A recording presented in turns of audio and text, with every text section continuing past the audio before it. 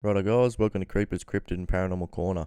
This week's video, I'll be taking you down to where I had my first encounter with a Dogman in Western Sydney. Now if you don't remember, this was the encounter where the creature had run through the bush, smashed everything out of the way, and it stopped just out of sight to start roaring and howling at me. I threw that fish back in the water, then the creature went to a whole nother level and went absolutely berserk. It's also the location where I had the voice in my head that told me to leave now or you would die. It's been almost 3 years since that first encounter. And even though I've been back there, like I haven't been down in the water, but it's been to the general location, like the car park and the little park for the kids to play at, I've not been down into the water and back to the actual location. Between lockdowns, bushfires, floods, and just generally being terrified to go back by myself, I finally worked up the courage, and with the help of a good mate, Attila Caldy, I finally made it back down there in the kayak. It didn't disappoint. It was awesome to get down there and see what the location looked like now, like almost 3 years later. But sadly, I won't be able to use all the footage because there was something really odd. There was some sort of operation going at the same time we were down there, so I don't really want to use all the footage. All in all, it was a great little paddle in the kayaks with good company. There's plenty of signs our canine friend is still around in that same location, but it was just great to finally work up the courage and finally get back down there. Anyway guys, I hope you enjoy the video and I hope you've been enjoying all the content I've brought out. I've got a few videos that are almost ready to come out. Just got to do the final touches on them. Just running out a bit of time with all the work and stuff like that at the moment, but I'm trying my best. But I have got a couple, there's like 3 or 4 that are almost ready to come out. So I'll put the finishing touches on them and bring them out for you. I don't want to just slap them together and throw them out like I used to. I actually want to take a bit of time, spend a bit of time on them, and bring out a better product for you. But anyway guys, hope you're enjoying the channel. Please don't forget to like and share the video, and if you haven't already, please subscribe. I really appreciate all the support I've been getting, and I'm glad people are enjoying it all. Cheers. Anyway guys, let's get into the video. So Attila had just recently bought himself a kayak. We were sitting around one night on Facebook having a chat about places he could go and check out, and he actually hatched a plan of going back to this location. He wanted to get down there, have a feel for the area, he wanted to check it out and see where it all went down. And he knew that I was waiting to get down there, but I was too scared to go by myself, so it'd be good to go down there with someone. Yeah, so we hatched a plan. We'd meet in the car park about 8:30, but knowing me, I was running a bit late. I got there about 8:45. Attila was there waiting for me. We got all the gear together, loaded up the kayaks, and we made the descent down to the water. And I didn't put a video together of the walk down because I'd actually forgotten a part of my GoPro. So I'll go out there another day and I'll do a recording. I'll walk down to the river and show you where it is. It's not just a little walk, it's a descent. It's like a descent down into hell. It's terrible. It's an absolute punishing little trip. But we finally got down there into the water after having a bit of a chat. I think it was about probably 20 past 9 by the time we actually took off with the kayaks. As I was saying, I'd forgotten the nut. It's actually to screw the GoPro into my little camera pole I have for my kayak. So because I didn't have that, I just had the GoPro and thought I'm not going to get any footage. But luckily I'd brought my little Sony Handycam. I got one of the little AX53s, a 4K night vision, all that. I think I've spoken about it before. But anyway, luckily that's what the footage you're seeing is now. I strapped the Sony camera in underneath the bungee on my kayak, so lucky I had that to get some footage. But yeah, I'd got to get back over there and make a bit of footage of the walk down to the water, and then on the walk on the way up, because it's even worse going back up. Even walking's bad, but when you're lugging a couple of 20-kilo kayaks, it's a bit of a nightmare. So yeah, we took off down the river in the kayaks.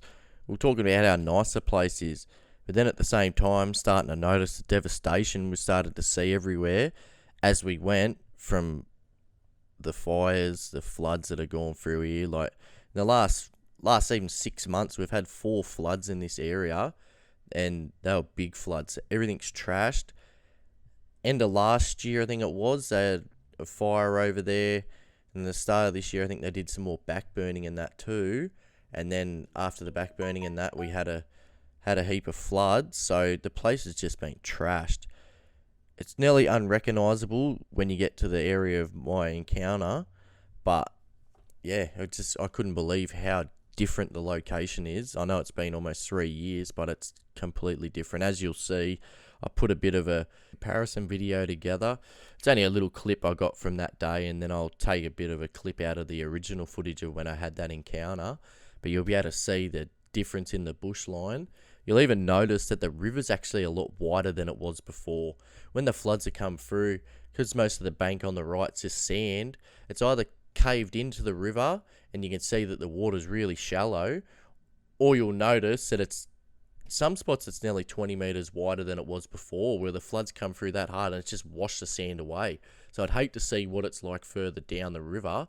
We got a fair way down past this location, but we stopped. There was a bit of a waterfall, but from there onwards, it could be that narrow. The water's barely running. Like, it's just been devastated over there. So as we travelled along having a chat and that, we finally got to the location of this encounter. As we got to it, all the hairs on the back of my neck stood up and I was on edge. I had 2 casts in the area. I'd cast over to the left like I do in the video, and then over to the right just to show the 2 sections so you know where it is, but no fish. And thankfully there's no canite mate running down through the bush smashing everything at us. It was a relief and a bit disappointing at the same time, as we both had cameras galore. Like, I've had my little GoPro only by hand, like I didn't have my camera pole, but I had my Sony camera, had my phone. Attila had a GoPro. I think he had his Sony camera as well. He had his phone on him. Like, we had cameras galore. We were ready to go. Hopefully there was going to be an encounter. Yeah, as I said, nothing, which is pretty good, because I reckon I would have freaked out and ran for the car like a little girl if something had went down. But anyway, we decided to go further down the river to explore a bit. I was pretty excited and a bit worried about the same time, worrying about what we might run into. But as we went down the river, having a bit of a chat about Attila's new documentary coming out in December.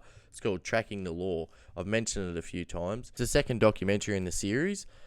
The first one, as you should know, I've mentioned it a few times, it was Track, Search for the Australian Bigfoot. Now, the first documentary was excellent, but this second one is just going to smash all expectations.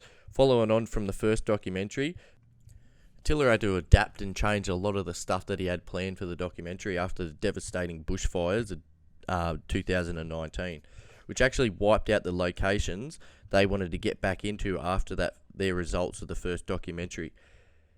He spent a lot of time actually researching Indigenous culture and their connection to these creatures and the country. Now, I'm not giving away anything, but if you haven't already, I really think you should get out and check out the trailer. With what he's done, with the devastation of the bushfires, the lockdowns here in Sydney, and the incorporating of the Indigenous side to these creatures in our land, it's an absolute genius stroke. Being Indigenous myself, the way Attila went about making this documentary really hit a heartstring for me. He should be really proud of what he's achieved, and it actually really made me proud of who I am and where I come from. I honestly thank Attila from the bottom of my heart for doing the documentary the way he did. As we travelled down the river, we heard a few odd things in the bush, but nothing really compares to what was about to unfold. As we were cruising along paddling, having a bit of a chat, a helicopter just come out of nowhere, tore across us, over to the bush on our right-hand side. That's the location, like the area of where this Dogman actually come running from. Shit got really weird, and I'm not going to get into it much, and I can't really, like I said, I can't use any of the footage. We don't know what was going on or what went down, but there was some sort of operation going on. Was it something to do with our canine mate? Or was it something else? Who knows? But we end up turning around and heading for home after that. We had so many questions about what was going on after that. Me and Attila have been talking about it all week, just thinking, what the fuck went on? With recording today, I actually forgotten, so I've just stopped what I was doing and come back and just added this so I can put it in the show. But when this operation was going on, we were sitting there talking, like floating in the river talking and that, and I noticed off in the distance, I've got the footage, I'll show you. I don't have the footage of what I'd seen, but I zoom in and show you the spot. While we were talking, I actually seen something massive and black. It was hanging out the side of a big gum tree. And as I went to pull the camera, this helicopter had come over again, and I sort of got a bit nervous and put the camera down. By the time the helicopter was gone, it had actually gone. So I told Attila, I pulled the camera out and I'd zoom in on the tree, and as you'll see, I'll zoom in, and behind this tree where I'd seen this black figure, right behind it, there's a massive cave opening. So it's different to what I'd seen. So there was something there. I'd noticed the figure of something, but as like I said, the helicopter come over, I got a bit nervous, so I didn't record. But whatever it was, obviously was there. When the helicopters come over, it's got scared and went back into the cave. So I've definitely got to get back down there one day, and we're going to check out that location. Who knows what the hell's in that cave, but there was 100% something there when I was looking at it.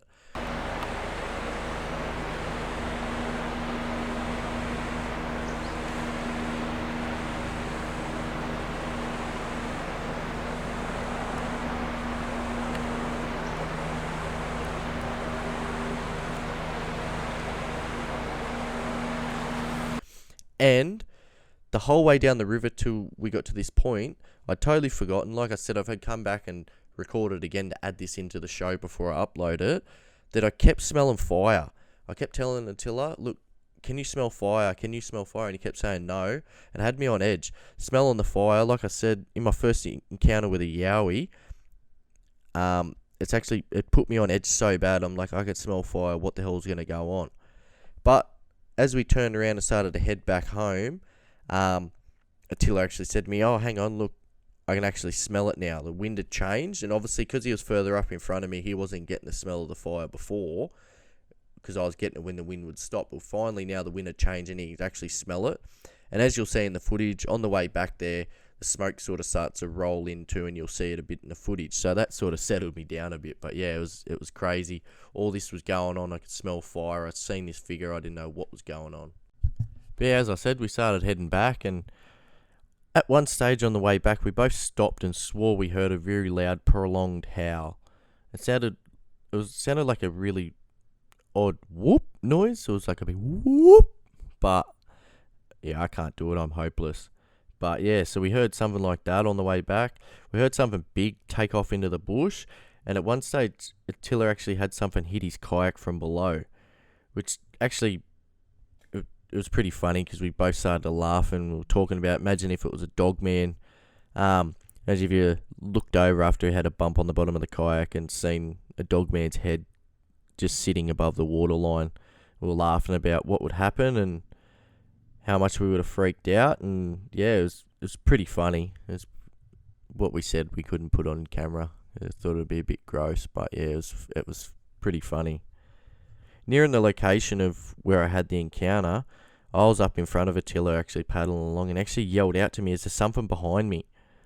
I looked and there was nothing there. He's actually started to explain how he felt like something that was right behind his head, which when he noticed the presence, it actually made the hair on the back of his neck stand up. We checked the bush line for any signs of anything.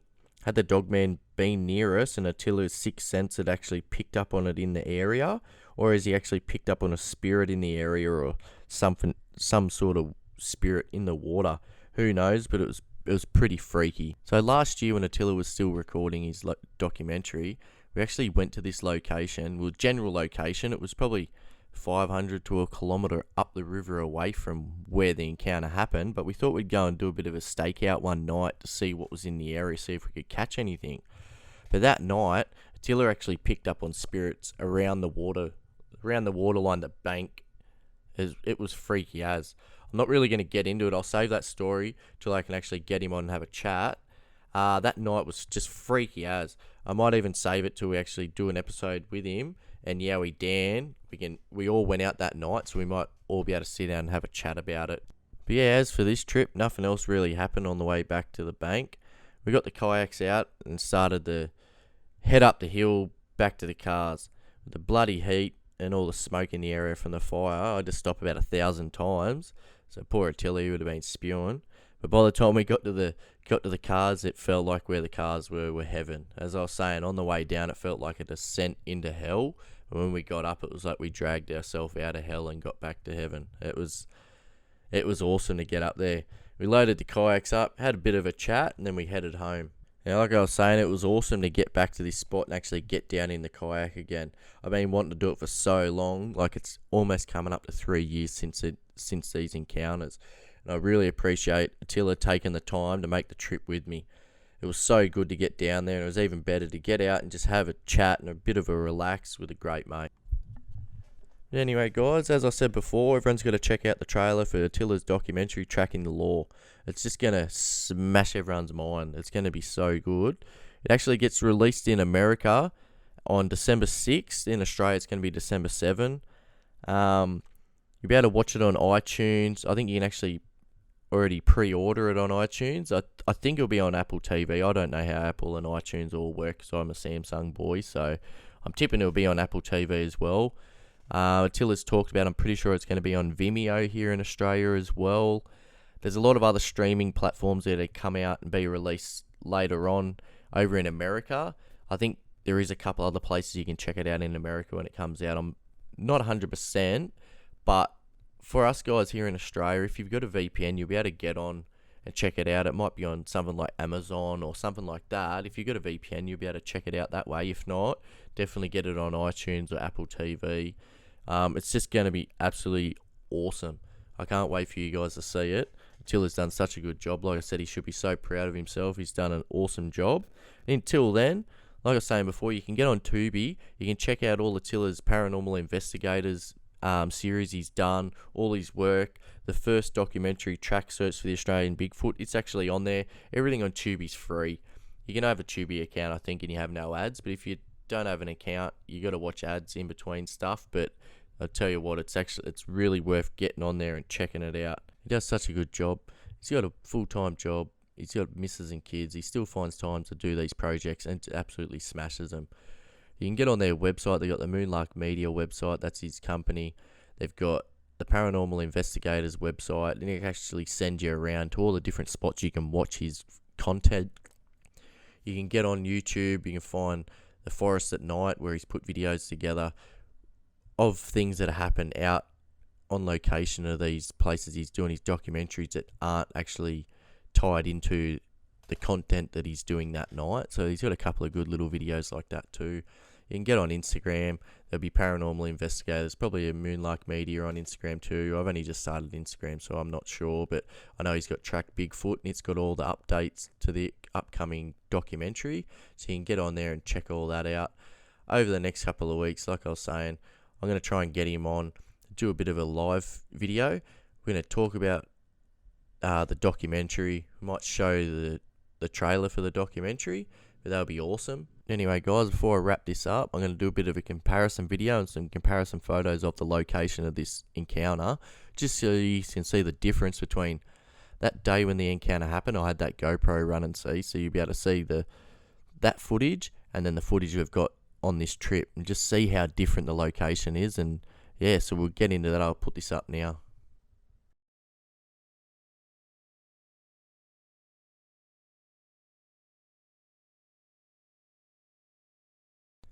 As you can see, it's completely different, eh? It just absolutely got smashed by those floods.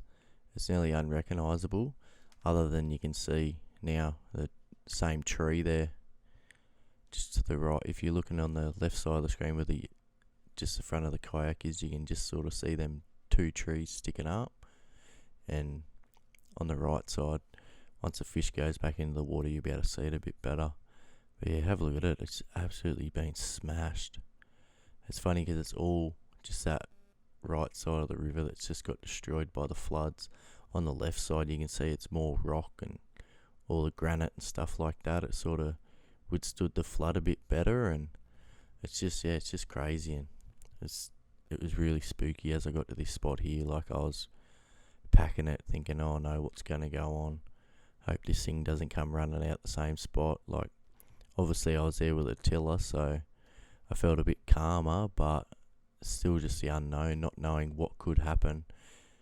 So as you can see here, you can see this section. This is when I start to turn around. On the right, that's my GoPro footage from the original bit there, but you could see those trees, and these are a couple of stills here. You can see the same trees in the photo on the left and the right. Like, that's probably one of the closest I got on there without actually stopping to try and take the same photo, because I didn't have photos the first encounter there. It was a bit hard to do, so I just sort of had the camera rolling and thought I'd try and take some screenshots around the same spot so you can see what it looks like now.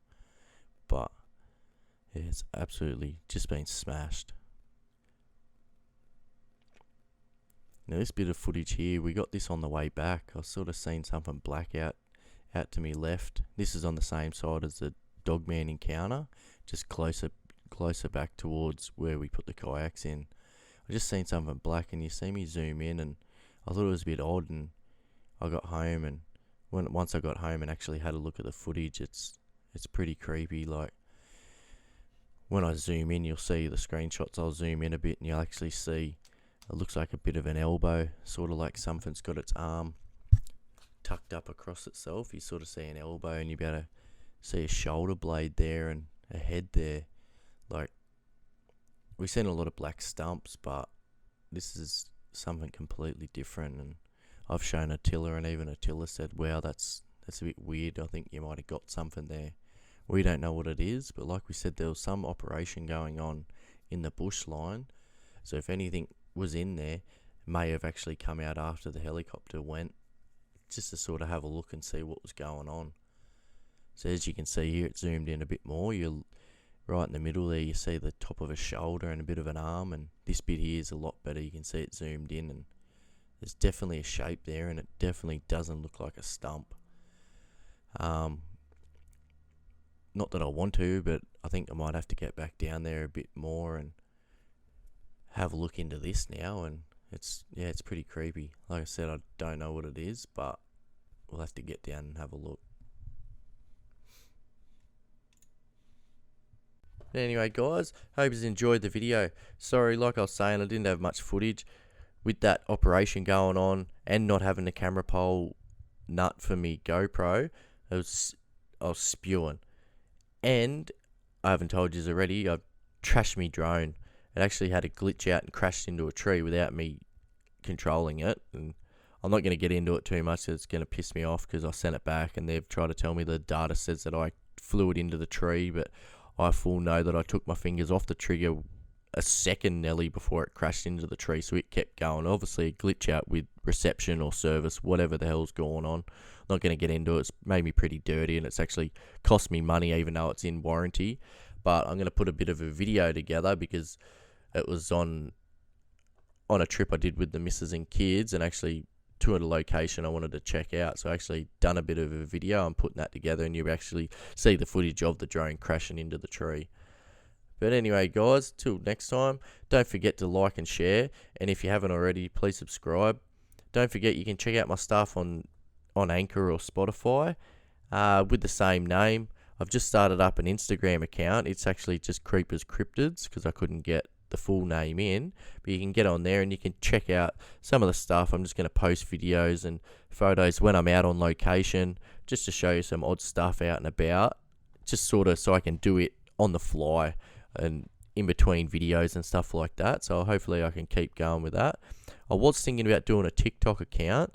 You guys should let me know if I should do it. I've got no idea about TikTok or that, and a lot of me mates have started doing it and they're really enjoying it. But let me know what you think, if I should do one or not. And I'm actually looking into making a new logo for the channel. If you guys have got any cool ideas for it, I've got a general idea of what I want to do, and just depending on how I get that done. But if you guys come up with some better ideas or how I could get this done, let me know. I really like to get you involved in any aspect with the channel. Like, I'm doing it for you guys to listen to it and that, so you guys have got to enjoy it, so you should have a bit of input on what I do and what happens around here. But yeah, so let me know what you think, if you've got any ideas of what I could be doing more. Yeah, but anyway, guys, till next time, keep safe out there. Cheers.